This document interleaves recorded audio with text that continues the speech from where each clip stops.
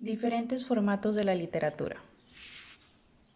También conocido como su soporte. La palabra formato se refiere a la forma, tamaño, el modo o tipo de presentación de un texto.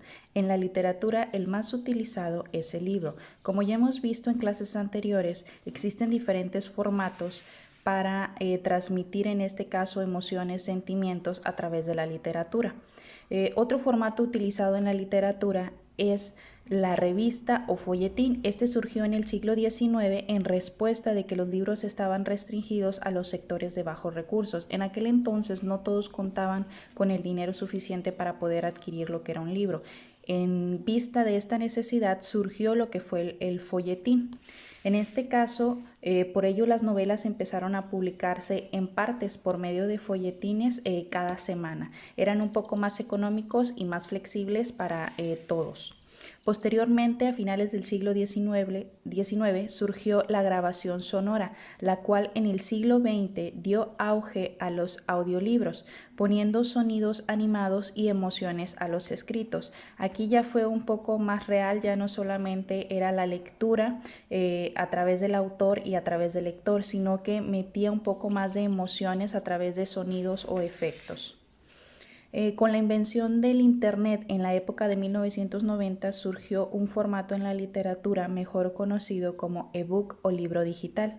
A través de este formato los libros eran subidos en diferentes plataformas. Actualmente yo creo que la mayoría conocemos lo que son los libros digitales. Los podemos descargar de diferentes plataformas y es una manera más sencilla en cuanto a ahorrar tiempo, en cuanto a lectura, entre otras.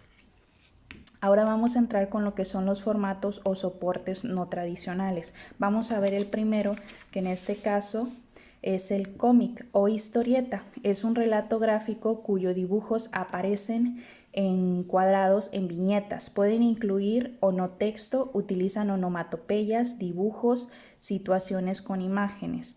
Yo creo que la mayoría de nosotros conocemos ahí los cómics, la mayoría lo relacionamos en este caso con superhéroes. Aunque suelen ser muy conocidas las historietas de los superhéroes, la temática que abordan son muy diversas. En este caso se pueden enfocar en diferentes temáticas, no necesariamente tienen que ser de superhéroes. Pueden transmitir emociones, sentimientos, amor, entre otras. Entre sus características destacan los seres fantásticos y míticos, así como situaciones exageradas y absurdas, llenas de expresividad, al igual que los rasgos de comicidad, de donde deriva su nombre, en este caso de cómic. El cómic se considera una manifestación literaria debido a que constituye un medio en la narrativa, siendo un vehículo artístico basado en una doble articulación verbo icónica. En este caso, que no solamente son imágenes, sino que transmite lo que es una narrativa y transmite en este caso una historia. Recordemos que en este caso la narrativa entran dentro de lo que son los géneros literarios. Debido a su novedoso formato y su lectura más ágil, los cómics se volvieron muy famosos y populares, tanto que en México el cómic surgió a finales del siglo XIX y alcanzó un notable desarrollo en el siglo XX, donde se conoció como el siglo dorado del cómic mexicano. ¿Okay? Este es el primer tema que vamos a ver, en este caso el cómic dentro de lo que son los formatos o soportes no tradicionales. Vamos a continuar ahí con la actividad.